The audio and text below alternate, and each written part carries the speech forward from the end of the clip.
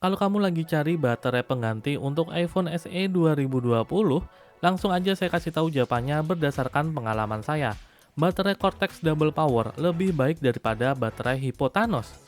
Mungkin kedengarannya aneh karena Hypotanos punya kapasitas lebih besar, tapi hasilnya justru mengecewakan.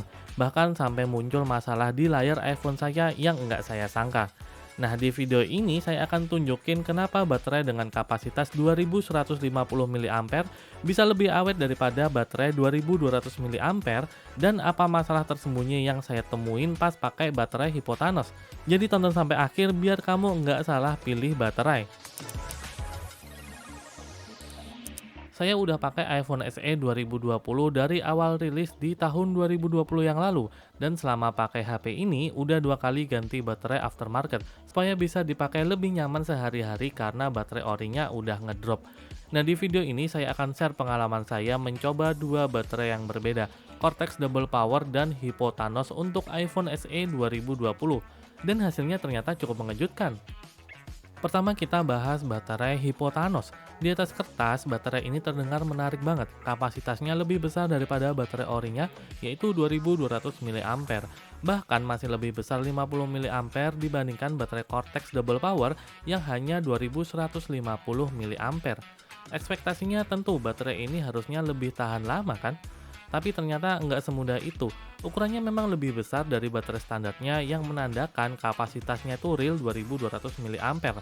Dan ketika saya tes dengan Triu Tools, ternyata memang kapasitasnya itu 2200 mAh.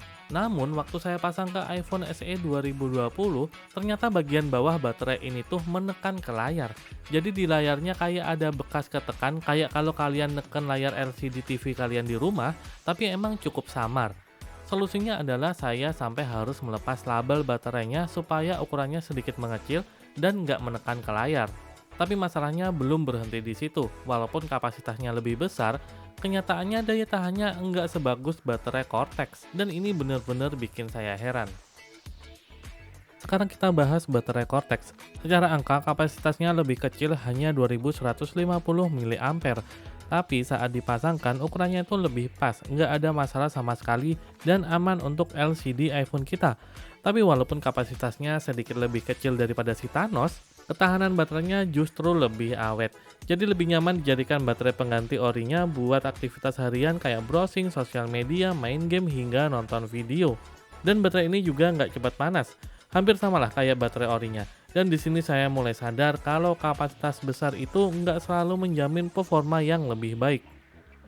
Dalam pemakaian sehari-hari, baterai Cortex Double Power ini bisa memberikan screen on time di angka 3 jam 10 menit dengan pemakaian harian dari all shop, WA, sampai game tipis-tipis. Sedangkan untuk baterai Hypo bisa ngasih screen on time di angka 3,5 jam. Lah, bagusan Hypo dong daripada Cortex. Tunggu dulu. Angka baterai Hypo tersebut saya dapatkan tanpa dipakai untuk ngegame, cuma aplikasi harian kayak sosmed dan lainnya. Terus kalau dipakai ngegame tipis-tipis gimana? Ya, saya cuma bisa dapetin screen on time di angka 2 jam 44 menit. 20 menit lebih sedikit daripada baterai Cortex. Nah, kalau kalian pakai cenderung secara nonstop untuk kebanyakan itu ngegame dan aplikasi harian lainnya, baterai Hypo ini bisa memberikan screen on time di angka 3,5 jam. Tapi dengan skenario yang kurang lebih sama, namun cenderung lebih berat pas pakai baterai Cortex Double Power ini malah bisa memberi saya screen on time di angka 4,5 jam. Wow. Sebenarnya baterai Hypo ini saya curigai bermasalah dan pengen saya klaim garansi aja. Tapi setelah kurang lebih 5 bulan pakai baterai ini, saya bisa pastikan bahwa baterainya normal-normal aja. Dari pengisian baterainya sampai pas dipakai itu bisa nyisa 1% dan HP masih tetap nyala. Kalau ngedrop kan biasanya baru 30% atau 20% HP-nya udah mati. Nah, ini enggak. Jadinya saya bingung kalau mau klaim garansi. Karena syaratnya itu kalau nggak salah baterai health di bawah 80% atau baterainya ngedrop. Bisa saya simpulkan bahwa kualitas baterai Hypo yang saya pakai di iPhone SE 2020 saya ini ya emang nggak sebagus baterai Cortex Double Power yang pernah saya pakai. Dan dari pengalaman saya pakai kedua baterai ini, saya lebih suka pakai baterai Cortex Double Power dibandingkan Hypotanos untuk iPhone SE 2020. Walaupun kapasitasnya lebih kecil, tapi baterai Cortex ini lebih pas dipasang, lebih aman dan justru lebih tahan lama. Pelajaran pentingnya adalah jangan hanya percaya pada angka kapasitas baterai, karena dalam pemakaian real life-nya, kualitas dan kecocokan jauh lebih penting daripada sekedar angka besar di spesifikasinya. Nah, itu dia pengalaman pribadi saya mencoba kedua baterai ini. Kalau kamu pernah pakai baterai aftermarket lain untuk iPhone SE 2020 atau iPhone lainnya, kalian bisa share pengalaman kalian di kolom komentar. Siapa tahu bisa jadi bahan perbandingan juga buat pengguna lainnya.